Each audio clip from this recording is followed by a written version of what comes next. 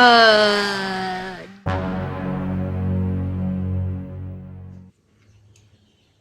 Welcome back to Dad Said We Could. Today, we're working on the old Ford.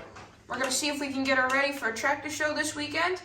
And if we don't get it ready, that'll stink. But we really like to get it finished in 5 days' time for Sunday, so we can pull with this. So the problem is we need to get the shroud on the engine. But the problem is this right here is in the way. We've tapped it, tried to get it off and everything. We need to take the drive shaft off. So we have two options. We take the drive shaft off, or we tip the engine forward and get the shroud on and then put it all together again, which is probably what we're gonna do because we already had to check the engine bolts on the bottom. So we took those off. Thanks for reminding us that we need to do that. So we took them off anyway, and we're gonna tip it forward right now. If it's not welded on. I'm not trying to push it off the stands though, okay? Ah, what? Lift and have a good grip. Ready? Go. All right. That's on. This is a unique feature on some Fords. The oil pan is a giant cast iron block, basically, and it's welded to the frame on this tractor. So this is very dirty, so we're going to clean that. That's a lot of grime.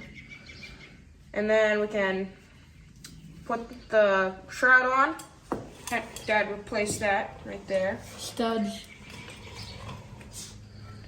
He replaced the studs for us. You can see his welding in the back.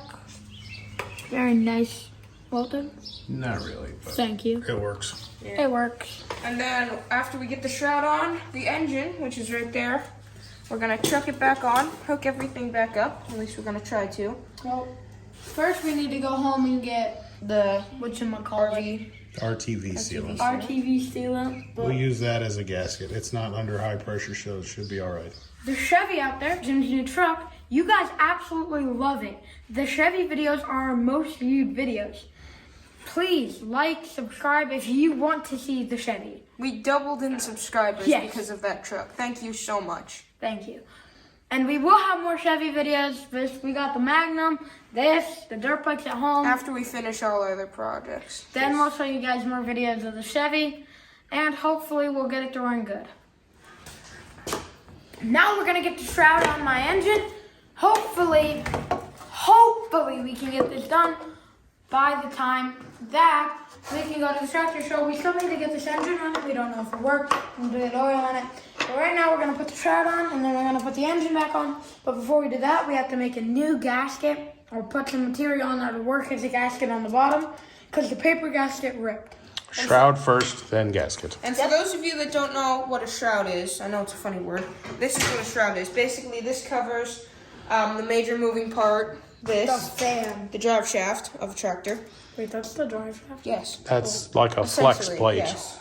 And then this shields that from getting grass and such in it, mud, for instance.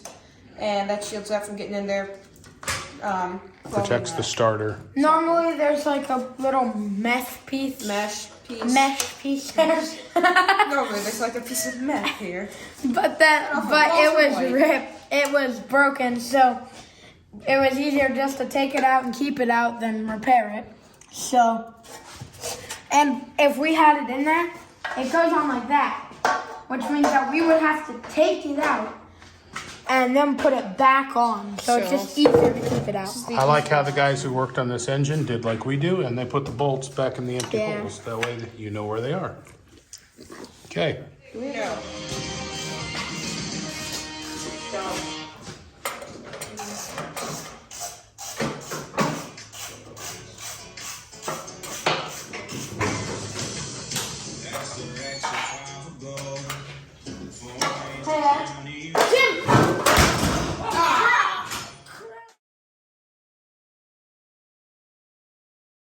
So guys, follow up on the Ford 125. Yes, the engine did fall. I'm fine.